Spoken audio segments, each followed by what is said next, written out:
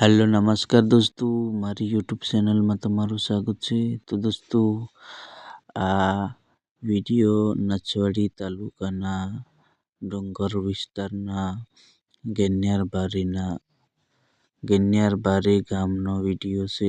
આ ગામના આગેવાન શું કરી રહ્યા છે, ગારદિયા ભીલ, તો આપણે એનો વિડીયો પૂરો સાંભળશું।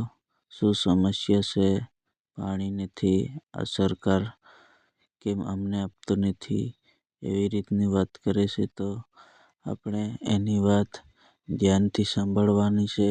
એની મમ્મી અપ થઈ જશે એટલા માટે એના અગ્નિ સંસ્કાર કરવા માટે પાણી જોઈએ તે પણ નથી એમ કહી રહ્યા છે, અને જાતે ગામના લોકોને મજૂર કરીને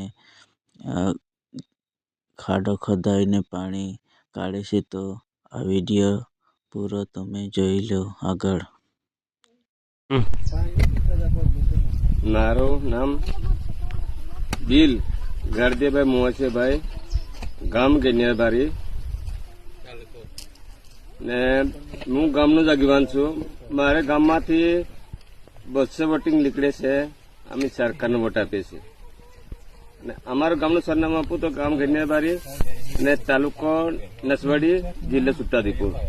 તો અમારા સરપંચ પણ અમારા છે, અને અભિસિંહ તડવી સાહેબ પણ ધારાસભ્ય છે અમારા જ છે, અને અમારા જિલ્લા પંચાયતનો કેમજીભાઈ છે એ અમારા જ છે, દિત્યભાઈ છે તાલુકા સદસ્ય છે એ પણ અમારા જ છે, અને એવી રીતે સાંસદ સભ્ય જસુભાઈ રાઠોડ સાહેબ પણ અમારા છે।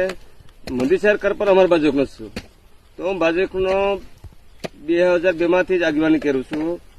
તો હું બધા લોકોનું કામ છે કે આનો વોટ આપીએ, આવી રીતે થશે, બધાની સેવા થાય છે, એવી રીતે રાખ્યું છે। તો અત્યારમાં અહીંયા શું કહે છે કે ઘરે ઘરે પાણી છે, ઘરે ઘરે છીરકલી છે એમ કહે છે।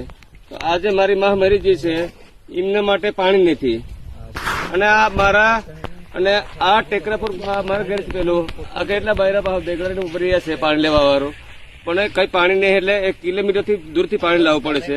તો અત્યારમાં તમે કહી છો કે તમારો હાર્ડ પંપ મૂકી આલો, 500 ફૂટ મૂકી આપો, અને મોટર આવેલી છે, તમને ઘરે ઘરે પાણી કહે છો।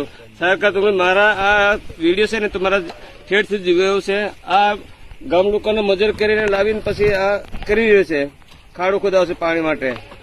તો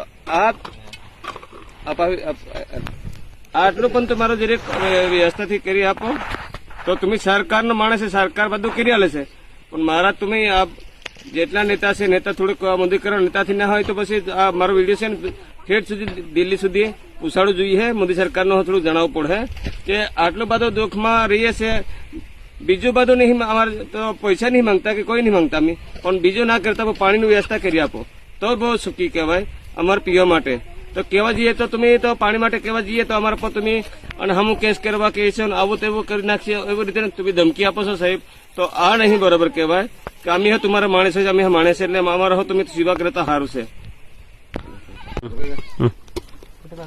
અમે શું કહીએ છે, અમારા સામસાણમાં છે, સામસાણમાં પાણી વાપરવા માટે પાણી નથી, કોઈ હાડપંપ નથી મૂકી આપતા, મૂકી આપે છે આ 300 ફૂટ મૂક્યા છે, પાણી નહીં આવતું, ઉપર બાજુ મૂક્યા છે, અને જે પાણી આવે છે ત્યાં ગાડી તો 500-600 ફૂટ ઉતરી આપે છે સરપંચ હોય અને ધારાસભ્ય હો અને સાંસદ સભ્ય હો।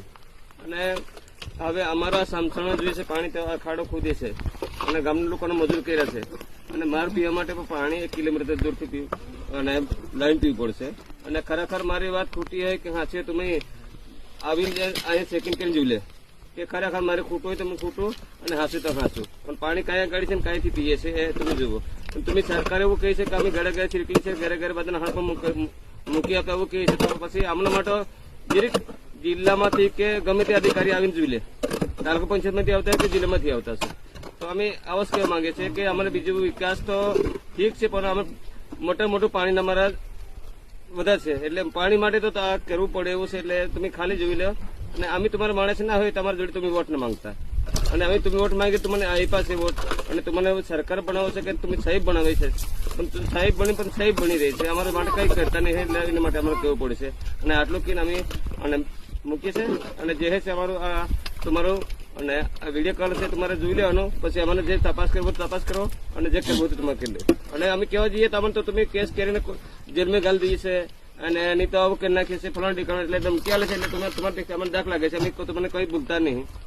તો આજે જ અમે આ કહેવા પડે છે. કદાચ અમે આ વાતમાં મને કદાચ જેલમાં મૂકવું હોય કે કઈ કરવું હોય એ તો તમે સરકારના માણસ છે, તો નાના માણસ છે, એમ તો ગામના આગેવાન છું, પણ તે છો તો તમે આ બધું મારું પણ નહીં રાખતા, એટલે મારું કેવું પડ્યું એમ.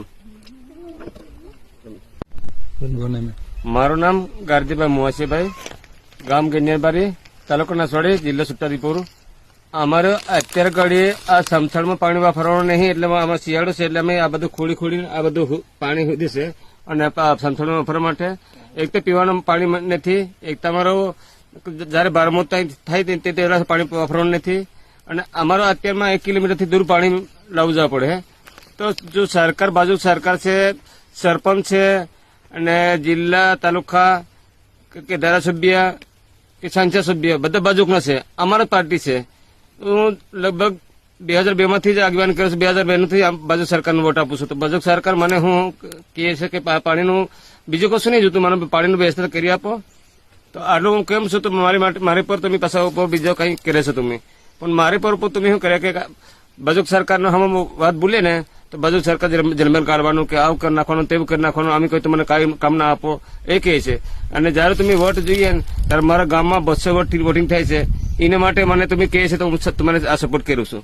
તો આજે તમે મારા પર આરોપ મૂકો છો અત્યારમાં પાણી વ્યવસ્થા નથી, અને તમે આ જુઓ છે કે કેટલા દૂર છે, અને તમારે કોઈનું મોકલી આપો ને ચેકિંગ કરવા તપાસ કરવા પાણી માટે તો મોકલી આપો, અને પત્રકારનું મોકલી આપો.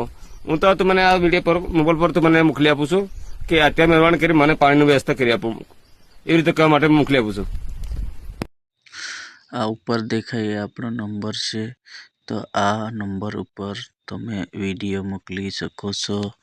અને આપણી ચેનલ ઉપર આવા વિડીયો આવતા રહેશે. ગમે તેવી સમસ્યા હોય એ આપણે સરકાર સુધી પહોંચાડવાની કોશિશ કરીશું. તો તમારે પણ સમસ્યા હોય કે ગમે તેવો હોય એ વિડીયો આપણી ચેનલ ઉપર મૂકવામાં આવશે. તો ચાલો આગળ બીજા વિડીયોમાં મળીએ.